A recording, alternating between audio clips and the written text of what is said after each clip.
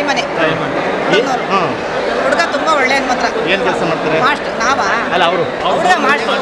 ಅವರಪ್ಪ ರೈತರು. ಅವರಪ್ಪ ಮನೆ ಹತ್ತೂರದಲ್ಲಿ ತುಂಬಾ ಚೆನ್ನಾಗಿರೋ ಒಳ್ಳೆ ಜನ ಮಾತ್ರ.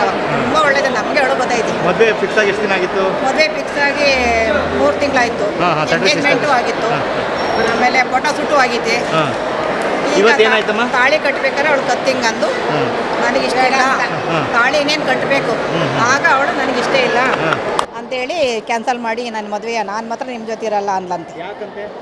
ಯಾರನ್ನ ಬೇರೆ ಹುಡುಗನ ಪ್ರೀತಿಸ್ತಿದ್ದೀನಿ ಅಂದ್ಲಂತೆ.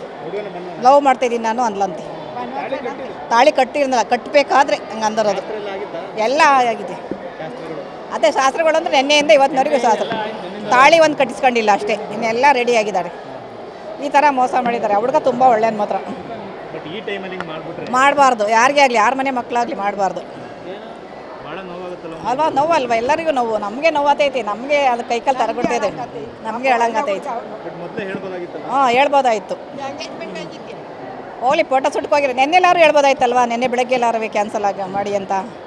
ತಾಳಿ ಕಟ್ಟಕ್ಕೆಲ್ಲ ಇನ್ನೇನು ಹುಡುಗ ಹಿಂಗೆ ಕೈ ಹಾಕಿರ್ಬೇಕಾದ್ರೆ ಹಿಂಗೆ ಅಂದಾಳ್ಕತ್ತ. ಬೇಡ, ನಾನು ಲವ್ ಮಾಡ್ತಾಯಿದ್ದೀನಿ ಅಂತ ಅಷ್ಟೇ. ಬಂದವ್ರೆ, ಪೊಲೀಸ್ ಬಂದವ್ರೆ. ಹುಡುಗಿ ಕರ್ಕೊಂಡು ಹೋದ್ರು ಸ್ಟೇಷನ್ಗೆ. ಎಲ್ಲ ಮಾಡ್ತಾಯಿದ್ದಾರೆ ವ್ಯವಸ್ಥೆ. ಮದುವೆ ಫಿಕ್ಸ್ ಆಗಿ 3 ತಿಂಗಳಾಯಿತು. ಗೌರ್ಮೆಂಟ್ ಟೀಚರ್ ಹುಡುಗ.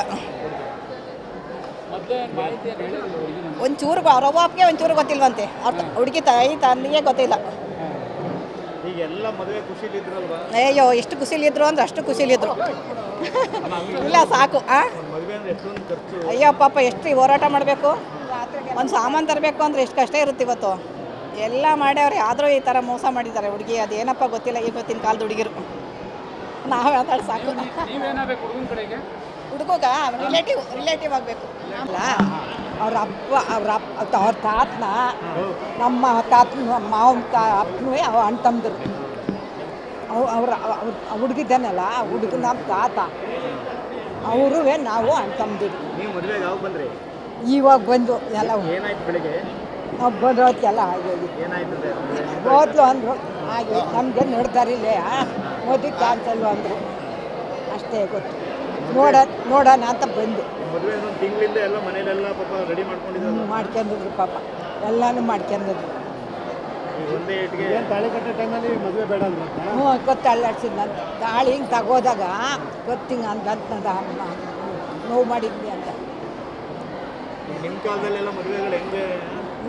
ಈಗಲಿಂದ ಇವತ್ತಿಂದ ಯಾರು ಮಾಡಿರಲಿಲ್ಲ. ಎಲ್ಲ ಬಂದಾರ. ಊರಲ್ಲಿ ಒಂದು ಜನ ಇಲ್ಲ, ಎಲ್ಲ ಬಂದರು. ಹೇಳ್ಬೋದಾಯ್ತು.